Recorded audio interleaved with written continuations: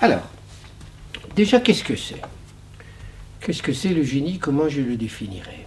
Eh bien, c'est un style propre, inimitable, ça nous appartient, et qui a comme caractéristique que lorsque nous déployons, alors j'oserais dire ce talent, mais talent et génie, c'est pas la même chose, mais lorsque nous sommes dans notre génie, pour nous c'est facile. Nous rentrons dans une zone de puissance où nous nous sentons vraiment vivants. Et les gens autour de nous disent « Mais comment tu fais ?» Et nous, on ne sait pas dire. Quelqu'un qui est dans sa zone de génie, quelqu'un qui me dit « Mais comment tu fais pour inventer un conte à 3 heures du matin ?» Je ne sais pas. Je ne sais pas répondre.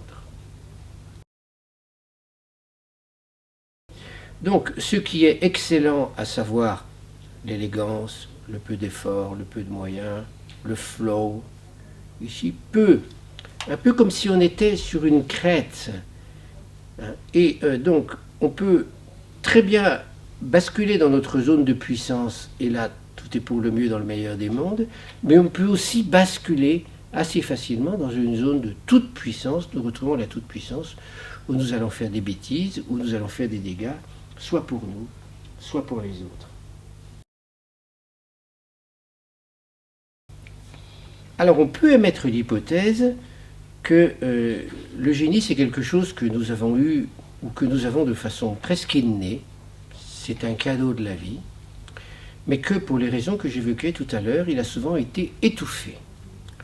On n'a pas eu les moyens, ou bien la famille, l'entourage, surpris, interrogé, parfois jaloux, interloqué, parfois jaloux, va nous rabattre notre caquet. Il va y avoir un double mouvement. Il va y avoir d'une part une prise de risque de la part de la personne adulte qui va pressentir qu'elle a du génie dans un domaine et qui va oser de nouveau le mettre en œuvre. Donc, premier mouvement, il y a l'audace de s'y mettre. Il vaut mieux faire ça dans un milieu protecteur. Et puis, deuxième composante pour retrouver son génie, il y a ce que disent les autres. Les autres, surtout lorsque, bien sûr, on se trouve dans un entourage bienveillant, et c'est ce à quoi il faut veiller.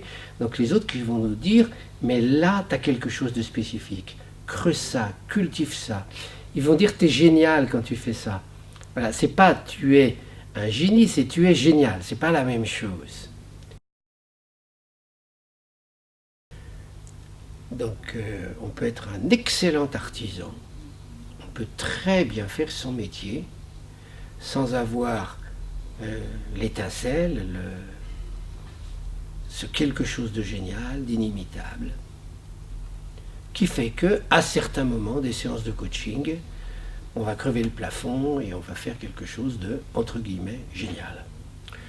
Donc si nous sommes, nous les professionnels, des artisans honnêtes, et que nous restons en ce domaine suffisamment humbles pour continuer à avoir recours aux méthodes, aux outils, au travail sur nous-mêmes, à partager avec nos confrères, parce que celui, le coach qui se croit génial, il ne partage plus avec ses confrères, il ne va plus en supervision.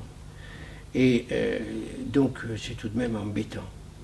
Donc, si on reste des bons artisans, ma foi, je trouve que c'est déjà excellent. Maintenant, peut-être qu'il peut y avoir chez vous un plus. Il y a peut-être une zone de puissance que vous pouvez détecter au fur et à mesure que se déroule votre apprentissage, maintenant, ensuite l'exercice du métier pour plus tard, et ces moments de style propre où vous allez vraiment faire un tabac peuvent être très différents suivant les personnes. Il y a certains coachs qui ont le génie du silence. Ils ont des silences extraordinaires. non seulement ils sont capables de silence, mais ils le sentent, ils le voient, non seulement ils le supportent, mais c'est bien utilisé. Génie du silence, génie du punch. Souvent on dit au coach, mais attention, il ne faut pas faire de rentre-dedans. Mais en même temps, vous vous rendrez compte que dans le métier, il y a des fois, ça va même plus loin que la confrontation que vous avez apprise. Il y a un punch, une façon de bousculer ici le client, où certains peuvent avoir des zones de génie. Simplement, il faut faire très attention de ne pas rentrer dans le sauvetage, de ne pas imposer son... Mais en même temps, c'est vrai qu'il y a des fois, moi j'en connais dans les anciens élèves, il y en a qui ont une capacité de punch et de bousculer l'autre qui est tout de même assez étonnante. Il y a des coachs, ils ont le génie du grand 4. C'est-à-dire que face à un contexte d'entreprise qui leur est proposé, ils ont une espèce de... C'est plus que du talent, mais ils voient, ils détectent tout ce qui est zone de pouvoir, jeu de pouvoir, lutte d'influence.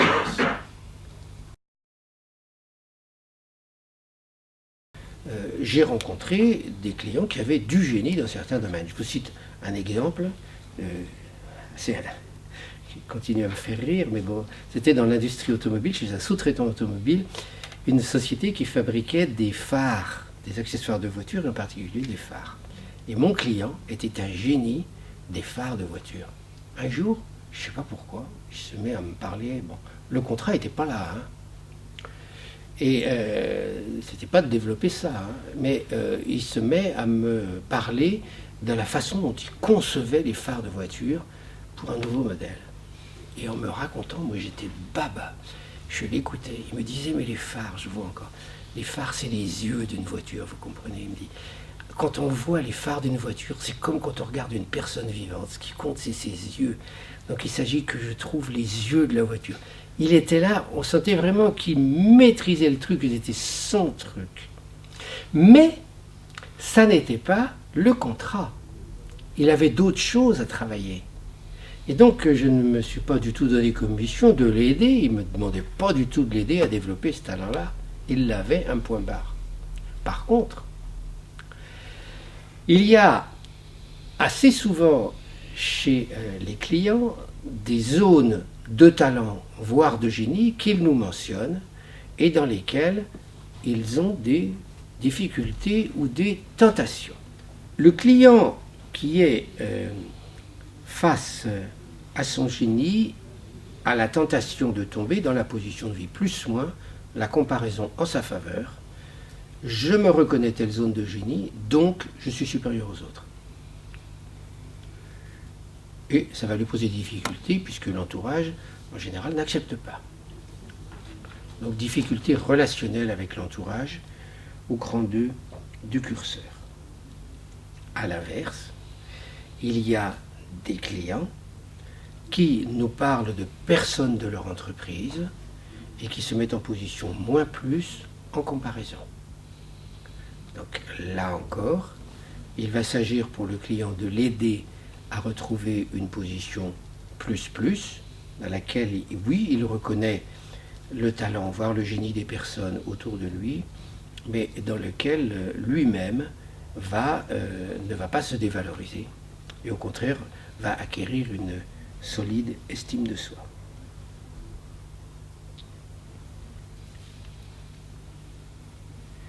Autre difficulté, c'est l'entrée du client dans la zone de toute puissance. Se sachant du talent, voire du génie dans un certain domaine, il va imaginer qu'il y ait tout le temps et en toutes occasions. Donc notre coaché à ce moment-là va faire des méconnaissances sans se rendre compte que dans tel ou tel contexte, le déploiement de ce qui est génial chez lui est inopportun.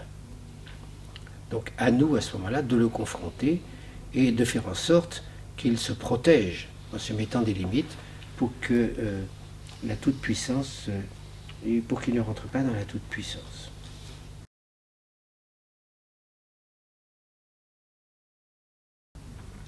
Voilà ce que je voulais vous dire au niveau du génie personnel. Encore un mot au niveau de la clarification des mots, justement. Vous voyez que j'ai distingué le talent et le génie. Le talent, c'est quelque chose qu'on peut développer, Un artisan peut avoir un grand talent. Ça peut être du travail bien fait, c'est propre, c'est magnifique déjà. Le génie, c'est la facilité, l'aisance, le grand style, la puissance, et le fait qu'on ne sait pas pourquoi ça arrive comme ça.